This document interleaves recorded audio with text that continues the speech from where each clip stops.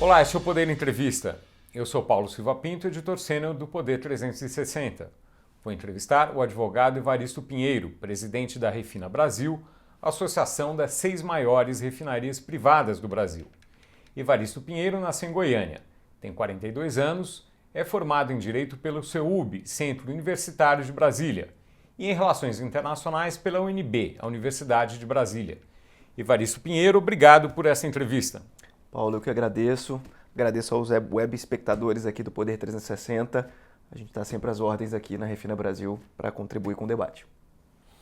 Agradeço também a todos os web espectadores que assistem este programa. Esta entrevista está sendo gravada no estúdio do Poder 360 em Brasília, em 5 de março de 2024. Para ficar sempre bem informado, inscreva-se no canal do Poder 360, ative as notificações e não perca nenhuma informação relevante. Evaristo Pinheiro, eu começo essa entrevista perguntando: o Brasil poderia ter mais refinarias privadas? Sem dúvida, Paulo. Essa é a nossa principal bandeira na Refina Brasil. A Refina Brasil é uma entidade, como você bem disse, as 6 maiores refinarias brasileiras independentes, ou seja, não verticalizadas, são nossas associadas.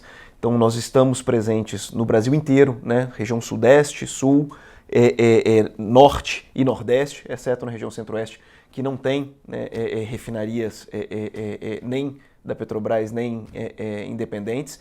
E a nossa produção soma 20% do mercado brasileiro de refino. Então, parece muito, e é muito de fato, são 65 bilhões de reais em faturamento por ano, mas ainda ineficiente, mesmo com todas as outras refinarias, que são as refinarias do sistema Petrobras, para abastecer toda a demanda brasileira. O Brasil tem um déficit diário de 650 mil barris de derivados.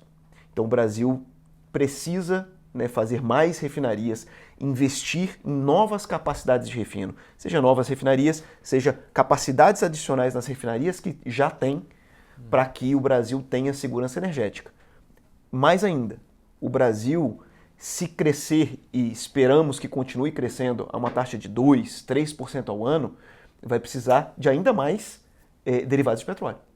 Porque a gente, né, quer fazer uma transição energética, a Refina Brasil apoia a transição energética, mas a gente precisa, enquanto, né, ou ao longo dessa transição, a gente precisa abastecer com segurança energética e a preço competitivo o Brasil dos derivados que precisa, para que o crescimento não seja prejudicado. As refinarias da Refina Brasil são 20%, atendem a 20% do mercado. Como se divide o restante do mercado? Perfeito. O mercado, grosso modo, tá? Porque dependendo do tipo de derivado, ele, né, vai variar o percentual. Mas, grosso modo, na média, 20% do refino, né, do mercado de refino de derivados refinarias privadas. Não só da Refina Brasil. Tá. A gente tem outras refinarias privadas não associadas à Refina Brasil, mas 20% refinarias privadas, 60% do mercado refinarias do sistema Petrobras, então, ou seja, verticalizadas, e 20% do mercado aí fruto de importações. O Brasil, como eu disse, não é autossuficiente em capacidade de refino, então por isso, forçosamente, né, gostemos ou não, queiramos ou não, todos os dias temos que importar 650 mil barris de gasolina, diesel e outros derivados que o Brasil necessita. O Brasil é superavitário na produção, na extração de petróleo, na produção de petróleo bruto. Quais são os números aí? Perfeitamente. O Brasil tem hoje, né, uma produção de 3 milhões de barris dia de petróleo, um consumo de 2 milhões de barris e um superávit de 1 milhão de barris dia. Né? São os números grosso modo. Então o Brasil exporta esse 1 milhão de barris por dia e importa derivados, ou seja, a gente exporta o que tem menos valor agregado e acaba importando o que tem mais valor agregado, isso também, né, desequilibrando negativamente a balança comercial, pelo menos no setor de derivados de petróleo. Bom, o que seria necessário fazer para que esses investimentos fossem possíveis, fossem eficientes? Essa é uma pergunta muito boa, Paulo. E para te responder essa pergunta, eu vou recorrer à comparação internacional. Tá? No mundo, né, a gente tem uma estrutura de mercado um pouco diferente do que a gente tem aqui no Brasil. O Brasil tem, né, foi criado aqui o mercado de refino, ou a capacidade de refino, baseada em grandes refinarias regionalizadas. No resto do mundo não foi bem assim. No resto do mundo você tem um mix de grandes refinarias, pequenas refinarias, médias refinarias, espalhadas em todo o território. Por quê? Porque no mercado de refino, ou no setor de refino, proximidade geográfica é importante, proximidade do mercado consumidor. Então você tem aqui situações em que eu tenho longuíssimas distâncias que têm que ser percorridas, seja por caminhão, seja por oleoduto, né, para transportar derivados para o interior, né, para locais que não têm refinarias implementadas. Isso é custo. Isso impacta o custo do Brasil. Seria melhor transportar o petróleo bruto e refinar no Exatamente, refinar e já distribuir em local próximo. E por que que o mundo prefere esse mix, né, de grandes refinarias e pequenas refinarias? Porque eu tenho todo tipo de demanda. Eu tenho, por exemplo, o grande frotista de caminhão que tem a sua própria refinaria, por exemplo, nos Estados Unidos, de 6 mil barris, 7 mil barris, pequena refinaria para abastecer a sua própria frota. Eu tenho uma indústria que usa, né, um determinado insumo, né, que é um derivado de petróleo, que faz a sua própria refinaria para ter aquele insumo, né, verticalizado na sua indústria e vende os demais derivados. Então eu tenho todo tipo de arranjo. O que a gente tem aqui no Brasil? Refinarias grandes que produzem um determinado mix. Então ela é um pouco inflexível. Acaba que alguns dos derivados que, né, o Brasil necessita, eu nem consigo comprar mesmo porque não está disponível. Aquele hardware das refinarias que a gente tem disponíveis no Brasil só cospem aqueles determinados tipos de derivado. Então o que falta no Brasil? Faltam pequenas e médias refinarias próximas de centros de mercados consumidores que produzam exatamente os derivados que aqueles mercados demandam. Bom, mas não é proibido criar uma refinaria. Não é o proibido. Que impede isso de ser feito? Não é proibido em tese, mas de direito. Mas de fato existe uma proibição invisível que a gente não enxerga a olho nu, mas que ela está lá. Existe um muro que está invisível para o investimento em novas capacidades de refino, sobretudo o investimento privado, acontecer. E é isso que a Refina Brasil tem dialogado com o governo e diga-se, tá, com muito boa aceitação do governo federal para que a gente possa mudar essa ordem das coisas. O que é o muro? O que é esse muro invisível, né, que a gente tem para o investimento em novas capacidades de refino? A gente tem um grande muro regulatório. Eu dividiria assim, os nossos desafios regulatórios basicamente em dois. Né? Um é o de acesso, três na verdade. Um é o de acesso a petróleo. O Brasil é um país, como você muito bem disse, superavitário na produção de petróleo, exporta, né, o petróleo, né, excedente, mas não é capaz de vender para as refinarias independentes o petróleo que produz. As refinarias independentes ou não compram petróleo, compram partes do petróleo, que a gente chama de correntes, ou elas compram o petróleo importado. E por que isso acontece, Paulo? Porque a gente tem uma distorção regulatória que fulmina a capacidade das petroleiras de vender o petróleo no mercado interno, que é um benefício tributário imenso, que estimula que todas as petroleiras, aí não é só a Petrobras, todas as petroleiras que operam no Brasil, a exportar esse petróleo, ao invés de vendê-lo no mercado interno. Funciona assim. Qualquer petroleira que extrai petróleo no Brasil, ela, ao exportar, se ela exportar para ela mesma no exterior, ela vai exportar não a preço de mercado aquele petróleo, ela vai exportar a um preço que é chamado preço de transferência, que é um preço jurídico previsto numa lei e que a Receita Federal vai calcular os tributos. Quais são esses tributos? Imposto de renda e CSLL, Contribuição Social sobre o Lucro Líquido, sobre aquele preço de transferência. Esse preço, em tese, tem que ser o mais próximo possível do preço de mercado. Ela tem que vender para ela própria a preço de mercado. Só que não é isso que acontece. Por quê? Porque a lei anterior a 2024, ela previa que o preço a ser utilizado era o preço de referência da ANP, era o preço oficial. E qual é o problema? É que o preço de referência da ANP, ele é uma fórmula que resulta um preço de petróleo menor, em cerca de 10%, varia, né? Conforme a variação do preço do petróleo, varia essa diferença, mas entre 10% e 20% menor do que o preço de mercado. Isso resulta uma base tributária para imposto de renda CSLL menor do que se você vender, ou do que você calcular sobre o preço de mercado, esse tributo a pagar. Então é muito melhor eu exportar, porque eu vou pagar um tributo menor, do que eu vender no mercado interno, que eu vou emitir nota fiscal e eu vou pagar o tributo sobre a nota fiscal, Isso que é vale o preço de mercado. para as privadas e para a Petrobras. Vale para as privadas e para a Petrobras. Então, eu tenho um incentivo negativo à industrialização do Brasil.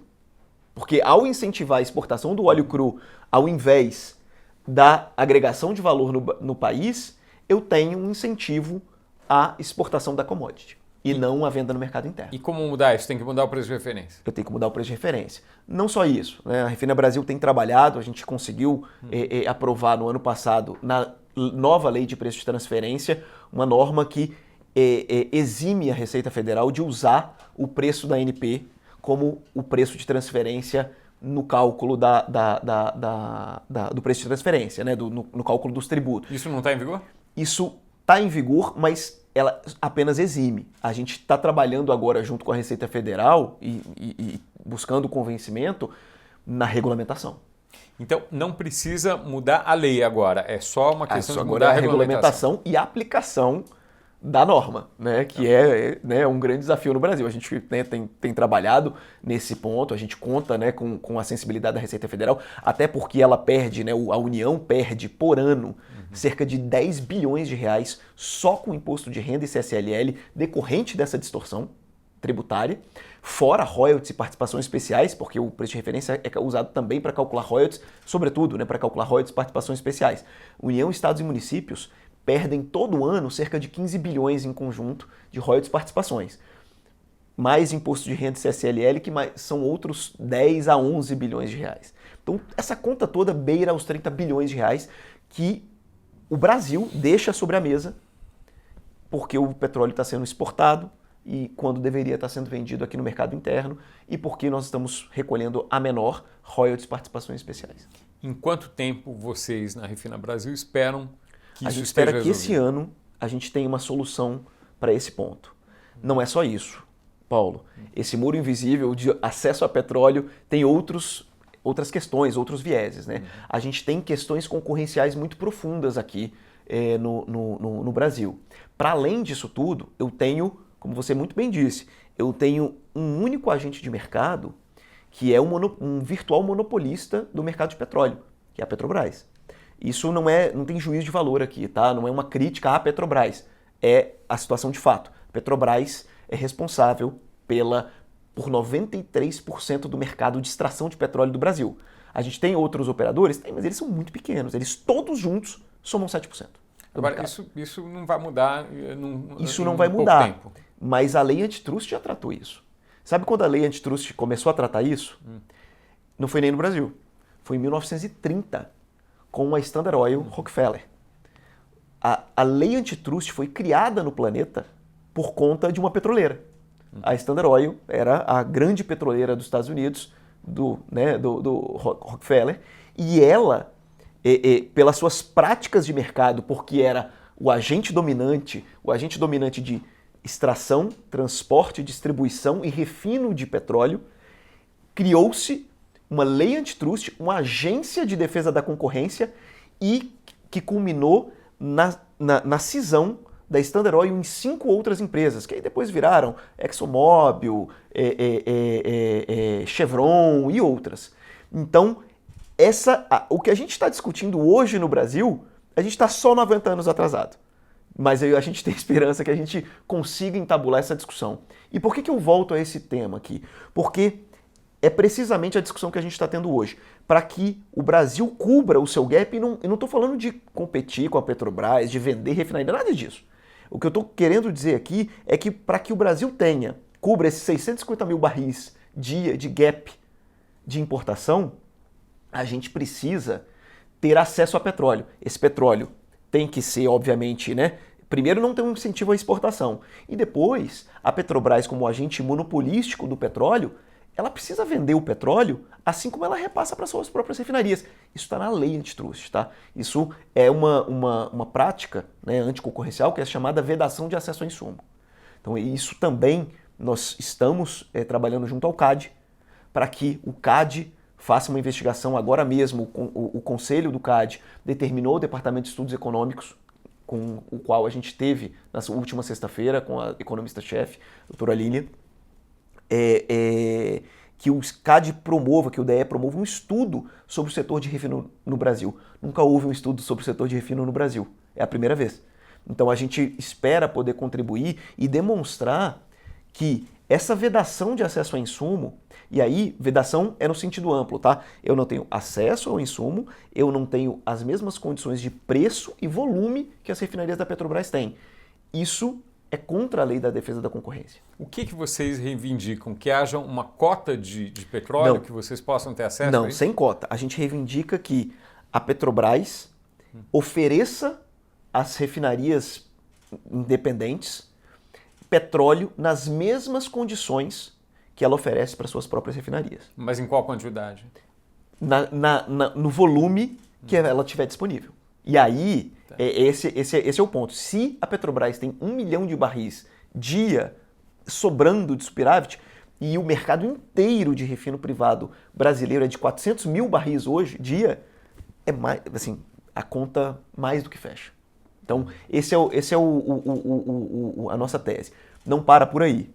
A gente também vem trabalhando com o governo federal dentro dessa linha de acesso a petróleo para também ter acesso ao petróleo da PPSA. PPSA, né, como os web espectadores do Poder 360, que eles são bem informados, sabem, é uma empresa estatal, uma empresa pública, 100% da União, né, que pode, por isso, sim, aí sim fazer política pública. Ela recebe o petróleo e gás oriundo da partilha do pré-sal e ela vende esse óleo no mercado. Então, o nosso pleito é o que a gente tem construído, tanto com a PPSA, né, com a doutora Tabita e também com o ministro Alexandre Silveira e a equipe do Pietro e companhia, é que a PPSA promova a venda de petróleo, né, gás, petróleo, em contratos de longo prazo. E para quê? Para que as refinarias privadas brasileiras elas tenham acesso a petróleo em contratos de longo prazo e que possam ter segurança jurídica de, tendo contratos de longo prazo, eu possa fazer os investimentos em novas capacidades e atrair novos investimentos em capacidades de refino, porque eu sei que eu vou ter petróleo disponível. Não ter petróleo disponível, Paulo, é mortal para uma refinaria. O petróleo representa mais de 85% do custo do refino. Então, esse é o principal, esse é o nome do jogo, esse é o principal ponto de partida de qualquer política séria sobre refino. Quantas novas refinarias poderiam existir e em quanto tempo? A gente tem aqui um número mágico, né? Obviamente que esse é um número estimado, mas a gente pode ter 33 novas refinarias de 20 mil barris dia para cobrir esse gap de 650 mil barris num prazo de até 3 anos. E por que isso é importante? Porque a gente faz essa comparação de uma grande refinaria que não tem juízo de valor aqui, tá? Tem espaço para grandes refinarias, tem espaço para pequenas e médias refinarias. Mas uma grande refinaria, ela leva muito mais tempo para ser concluída. E por quê? Porque ela é mais complexa, um projeto mais complexo. Eu preciso de mais tempo no licenciamento ambiental, eu preciso de mais tempo no projeto de engenharia e eu preciso de mais tempo na obra. E eu tenho muito mais risco de engenharia num projeto grande do que num projeto menor. Mas num projeto menor, vocês conseguem fazer, um investidor consegue fazer licenciamento ambiental, engenharia e construção em 3 anos? Em 3 anos. Eu tenho um exemplo prático disso, tá? Eu tenho uma associada, essa é a SOI, ela fica no extremo oeste de São Paulo, Coroados. Ela foi feita em 3 anos e meio. Contando todas essas etapas? Todas as etapas, do licenciamento até a operação da planta, com todas as autorizações da ANP e tudo mais, em 3 anos e meio. Quanto de investimento isso traria para a economia essas 11 refinarias, né? É isso? 33. 33 refinarias. Essas 33 refinarias de 20 mil barris, por isso que é um número mágico. Claro que não vai ser um número fixo de 20 mil barris, né? Vão variar. Mas uma refinaria de petróleo, ela custa de $5.000 por barril a $20.000 por barril, dependendo do hardware. Por que dependendo do hardware? É porque dependendo do que você quer produzir, é como se fosse uma fábrica mesmo, né? Dependendo do que você quer produzir, você precisa de mais ou menos investimento. Dependendo, eu quero produzir parafina, que é uma coisa mais nobre ali da produção, é mais caro. Eu quero produzir uma coisa mais simples, é mais baixo. Quero produzir, por exemplo, piche, né, asfalto, é mais barato. Então eu tenho uma variação. Então é de $5 a $20.000 por barril. Então, pegando uma média, tá, desse custo de produção, essas 33 novas refinarias geram um investimento de R$60 bilhões para a implantação. É um investimento relativamente baixo, claro que 60 bilhões de reais não é um número baixo, mas para o conjunto do Brasil é um investimento relativamente baixo e pulverizado. Todos os estados do Brasil podem ter. Por quê? Porque essas pequenas refinarias elas estarão perto dos centros consumidores, como a gente já falou. Elas vão ser modeladas para a demanda do local que ela vai estar sendo implantada. Então ela vai ser muito mais eficiente, menos perda, mais moderna. E esse é um ponto importante. Elas já emitem menos enxofre, menos uso de água. Uma nova refinaria, ela emite, a título de comparação, tá? Em relação a uma refinaria de 70, 80 anos, como é o parque aqui de refino do Brasil, ela emite 80% menos, consome 80% menos de água e emite 60% menos de enxofre. Então, é um investimento também em direção a uma sustentabilidade, né? A redução de emissão de carbono. E, por fim, Paulo, que eu acho que esse é um elemento, eu acho que talvez seja o elemento mais importante. Eu tenho um payback desse investimento de 10 a 15 anos. Uma grande refinaria, como o volume de investimento é muito maior, eu tenho um payback muito mais longo. Né? O payback de uma pequena e média refinaria é de 10 a 15 anos. Esse é justamente o prazo que a gente tem para fazer essa ponte de transição energética. Para a gente chegar a 2050 com net zero, a gente tem que ter segurança energética. O Brasil não tem nem refino, né, completo, nem autossuficiência em refino e nem armazenagem. O Brasil não consegue armazenar hoje os derivados que precisa. O Brasil tem 1 semana de armazenagem apenas. Os Estados Unidos é quanto? Os Estados Unidos ele tem 1 ano e meio de armazenagem. Então, aqui no Brasil a gente tem a gente conta com a sorte o tempo inteiro. Essa é a grande verdade. Cada nova refinaria que é construída, ela é construída com uma armazenagem acoplada. Então, a cada nova refinaria que eu tenho um aumento automático do meu parque de armazenagem no Brasil, eu aumento a segurança energética do país. Essas 33 refinarias aumentariam em quanto o tempo de estoque? Mais ou menos, mais 2, aí depende do parque de armazenagem que você fizer, mas é mais ou menos se cada uma tiver uma armazenagem equivalente à sua própria capacidade, eu aumento em mais 1 semana. Só que se eu fizer um parque de armazenagem maior do que a capacidade da refinaria, e aí vai depender de cada projeto, eu posso aumentar muito mais. Então esse é um elemento, e é claro, aí eu dependo de política pública, de estar alinhado. É interesse do governo de ter um estoque maior e um estoque regulador. Se for de interesse, obviamente o investidor vai corresponder à medida que o governo incentive e crie uma política pública nesse sentido. Então, a questão do estoque, ela depende de um alinhamento com a política pública, tá? Mas é automático. Eu tenho refinaria, eu tenho mais estoque. Agora, no final do retorno desse investimento, foi mencionado, seriam 15 anos, é isso? Isso. O petróleo seria menos importante na sociedade, na economia. Perfeito. Esse é o ponto que eu ia finalizar. A beleza da coisa é que a gente já está vendo o que o mundo está fazendo. Né? E, infelizmente, o Brasil já está um pouquinho atrasado. A gente tem como recuperar porque a gente tem muito potencial, mas a gente já está atrasado. O que o mundo está fazendo? Ao lado de pequenas e médias refinarias, e não nas grandes, mas pequenas e médias refinarias, a gente tem observado o investimento em biorrefinarias ao lado dessas refinarias, aproveitando os insumos, né, que a gente chama de feedstock, os insumos de biomassa, né, porque elas estão, lembra, que perto de mercados consumidores, não raro é perto de lavoura. Então elas estão perto dos insumos para biocombustíveis. Então a gente tem na Alemanha hoje 13 projetos em curso de biorefinarias acopladas com refinarias tradicionais. Até porque você acrescenta, o primeiro passo da transição energética é você acrescentar combustíveis a partir de biomassa, como o Brasil faz, com muito sucesso inclusive, no combustível mineral. Então a gente tem essa transição acontecendo já na Alemanha e também nos Estados Unidos. Nos Estados Unidos a gente tem dezenas de projetos junto com micro e pequenas refinarias de desenvolvimento de biorefinarias acopladas a esses projetos. Por quê? Lembra que tem armazenagem acoplada?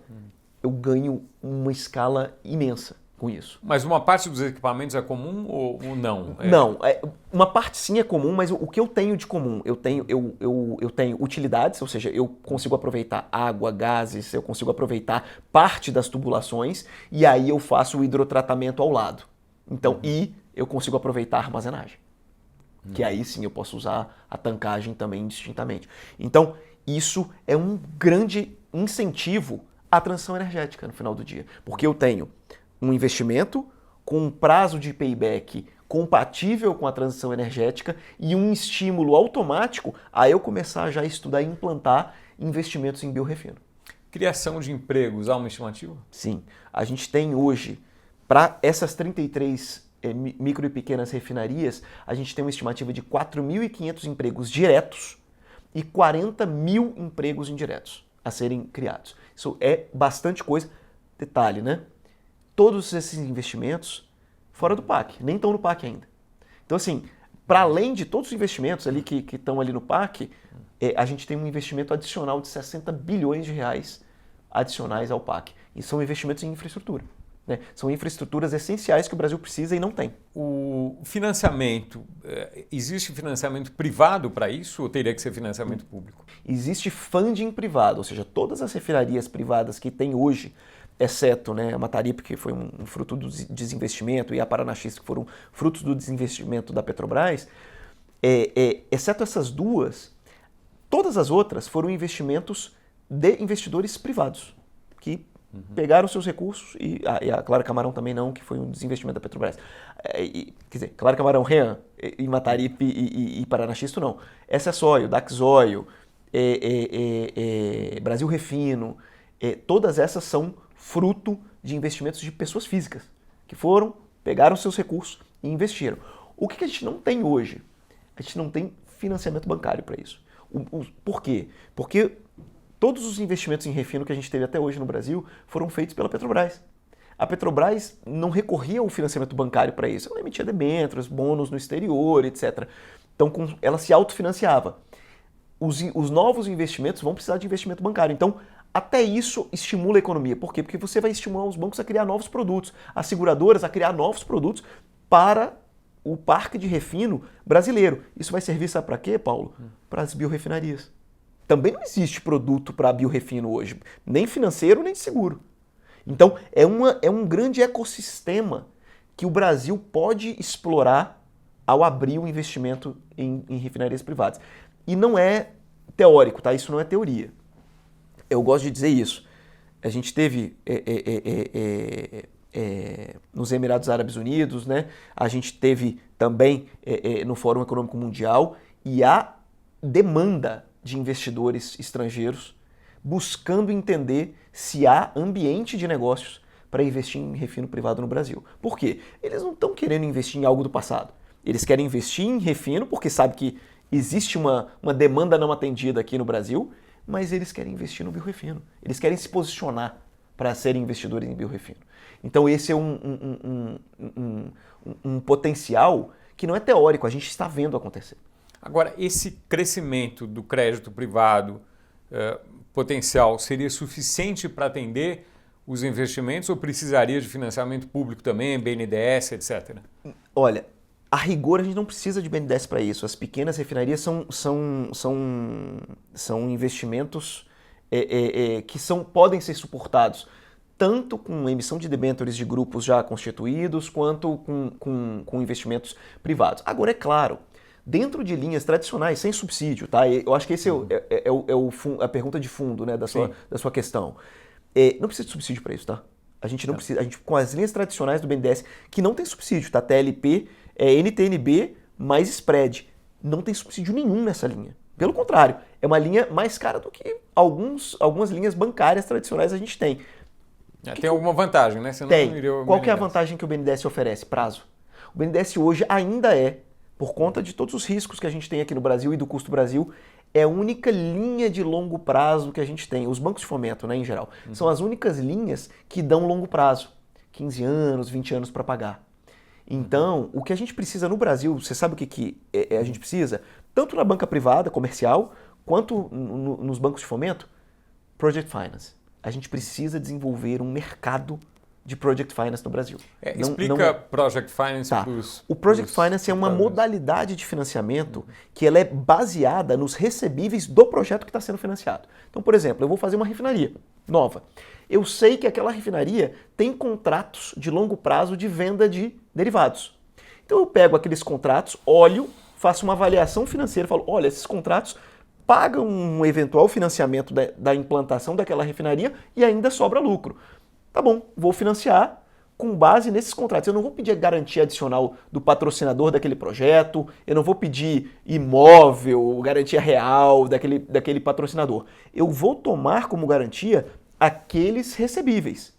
E o projeto, eu desembolso, implanto o projeto, a própria refinaria vai pagando aquele financiamento e ao final do prazo de repagamento, ela fica liberada, aqueles recebíveis ficam liberados do ônus da garantia e eles podem ser usados inclusive para outras coisas, inclusive para uma ampliação ou para um investimento numa biorefinaria depois, sob a modalidade de Project Finance. No Brasil ainda é muito incipiente esse tipo de Parece muito financiamento. simples, né? Quer dizer, o fluxo de caixa futuro vai proporcionar o pagamento do investimento. Se é tão simples, por que não funciona ainda? É porque aqui no Brasil a gente, não sei, assim, aí é uma coisa que é meio que juízo de valor. Aqui no Brasil, assim, é o uso do cachimbo vai entortando a boca. A gente tem um baita incentivo para a banca ficar na Selic. Então, tem mais risco. Project Finance, é claro que tem mais risco. Se eu tenho um outro investimento muito mais vantajoso ou tão vantajoso quanto, com risco zero, que é emprestar para o governo brasileiro, por que eu vou me aventurar, montar time? Eu preciso de time, eu preciso de análise, eu preciso de acompanhar o projeto. Quanto mais vai ter que cobrar, já que o risco é maior. Eu preciso acompanhar o projeto ao longo da vida dele. Então isso gera um custo, né, para os bancos. Então agora está começando, sabe? O BNDES está começando agora, desde o ano passado, há 2 anos atrás, na verdade. O BNDES começou a fazer com concessão de rodovia e está começando a estudar. Eu acho que a gente vai chegar lá. Mas a Selic caindo, à medida que a Selic for caindo e a gente permanecer com ela num nível mais razoável, aí a gente certamente vai começar a ver mais iniciativas e mais financiamentos sobre a modalidade de Project Finance no Brasil. Transportar o petróleo bruto até a refinaria, que está perto do consumidor, é mais barato do que transportar o combustível derivado? Sim. Por quê? Porque eu tenho, primeiro, 2 coisas, né? Eu tenho, assim, o custo de transporte do petróleo eu vou ter de qualquer jeito, né? Ou do petróleo ou do derivado, mas estar perto do mercado consumidor, eu tenho menos lead time, eu tenho menos tempo de transporte do meu produto para o meu consumidor, então eu posso fazer contratos mais inteligentes com o meu consumidor e eu tenho uma série de vantagens tributárias. Eu circulo menos, então eu pago menos tributo. Hoje você tem ali, às vezes, 1, 2, 3 interestaduais dos derivados quando eles vão circular. E com a reforma tributária vai ficar mais fácil isso? Esperamos que sim. A nossa reforma tributária do setor de refino ela foi feita com a Lei Complementar 192, na verdade. Né? Ela foi feita em 2022, porque foi uma regulamentação do que já estava previsto na Constituição, que era a chamada monofasia, na questão do ICMS, tá? Monofasia dos combustíveis, ou seja, para alguns combustíveis que foram regulamentados na Lei Complementar 192, cobram uma única vez, com cobrança no destino, alíquota única no Brasil inteiro, e aí entrou a essencialidade, que aí as alíquotas eram muito altas, baixaram para o nível de teto, né? Assim, aí é a ADREM, né, agora, ou seja, é um valor por litro e não um percentual, então quando varia o preço do petróleo, não necessariamente aumenta a arrecadação, então isso também favoreceu, e a reforma tributária, ela replicou e aí incluindo o que é o equivalente a PIS/COFINS, que vai ser a CBS, ela replicou essa disciplina na reforma tributária. Então foi muito positiva para o setor a reforma tributária. Temos algumas preocupações, é bem verdade, como o imposto seletivo, não com o imposto seletivo em si, mas com o eventual desequilíbrio tributário no imposto seletivo. Ou seja, eu não posso ter, lembrando a história do preço de referência, eu não posso ter a aplicação de imposto seletivo sobre petróleo e isenção na exportação. Senão eu tenho um outro incentivo a exportar. E isso desequilibra o mercado. Como é que ficou o setor, o imposto seletivo no caso de petróleo e derivados? No caso do petróleo, né, ficou extração independentemente da destinação, ou seja na exportação, seja na venda do mercado interno, incidirá imposto seletivo. Tá? Então bom, a alíquota não está definida ainda. A alíquota não está definida, vai ser lei complementar, então essa é a regra geral. Tá? Para outros produtos, né, ou seja, para outros produtos, combustíveis, né, e outros produtos na cadeia, pode haver imposto seletivo. A alíquota máxima aqui no petróleo é 1%, tá? Isso foi definido na Constituição, tá? Perdão. A alíquota máxima é 1%. Para combustíveis não tem definição ainda de percentual, mas ele vai poder incidir ali nos combustíveis também. Agora, se foi determinada a monofasia na lei anterior, por que há esse problema da cobrança interestadual que foi mencionada aqui como uma vantagem? Hoje não mais, né? Hoje, a partir da lei complementar 9.2, eu tenho essa uniformidade. Né? Então não há mais essa vantagem. Hoje não tenho mais essa vantagem, tá. Mas eu tenho a vantagem de proximidade e de atendimento mais rápido, mais célere ao meu consumidor, isso sim. Tem algo que não tenha sido perguntado aqui que gostaria de comentar? Eu comentaria só mais um último tópico no quesito regulação, porque a gente falou muito daquele muro invisível, né? Eu tenho o muro do acesso ao petróleo, né? E das condições de concorrência. Mas eu tenho um terceiro muro, Paulo, que é a carga regulatória sobre pequenas e médias refinarias. Incluindo licenciamento ambiental, provavelmente. Tudo. Licenciamento, mas boa parte dessa carga regulatória está sobre as regras da ANP, que é o nosso regulador. A ANP faz um excelente trabalho, só que não é adequado regular a grande refinaria, a refinaria gigantesca, da mesma forma que você regula a pequena refinaria. E aí eu dou números, né? Eu regular uma refinaria de 12 mil barris, da mesma forma que eu regulo uma refinaria de 350 mil barris, 320 mil barris, não é adequado. O paralelo que eu faço é o Simples Nacional. É adequado eu tratar uma microempresa que fatura 1 milhão por ano da mesma forma que uma empresa, que a Vale, que fatura centenas de bilhões por ano, ou do que o Banco do Brasil, que fatura centenas de bilhões? Não é razoável. Não é adequado. Ou que a Petrobras, não é adequado. Então, eu preciso de regras adequadas para cada um desses segmentos. Até para que esse aqui possa crescer, possa prosperar, possa desenvolver mercado e ecossistema, e aí sim ter carga regulatória compatível com o crescimento que ele tiver. Então, hoje é uma única regra para todo mundo. A carga tributária que eu tenho para uma refinaria de 10 mil barris é a mesmíssima carga tributária que eu tenho para uma refinaria de 300 mil barris. Isso precisa mudar, e aí a gente tem um pacote de 30 medidas que a gente já sugeriu à ANP de revisão regulatória para que a gente tenha esse tipo de diferenciação entre o porte de refinarias para que a gente possa ter condições de concorrência adequadas. Regulação não é dar a mesma regra para todo mundo, é dar condições equânimes de concorrência para todo mundo. Mas para isso seria preciso mudar a lei ou bastaria mudar essas 30 medidas, basta regulamentação. Não há nenhuma outra reivindicação de mudança de lei que vocês têm? Não, a gente é um setor simples, a gente só quer condições de concorrência adequadas, acessar o nosso insumo e competir de igual para igual. A gente não precisa de subsídio, a gente não precisa de nada disso. Evaristo Pinheiro, muito obrigado por essa entrevista ao Poder 360. Paulo, eu que agradeço, estou sempre às ordens. Agradeço também a todos os web espectadores que assistiram esse programa. Essa entrevista foi gravada no estúdio do Poder 360 em Brasília, em 5 de março de 2024. Para ficar sempre bem informado, inscreva-se no canal do Poder 360, ative as notificações e não perca nenhuma informação relevante. Muito obrigado e até a próxima. Poder Monitor. Acesse agora e ganhe 30 dias grátis.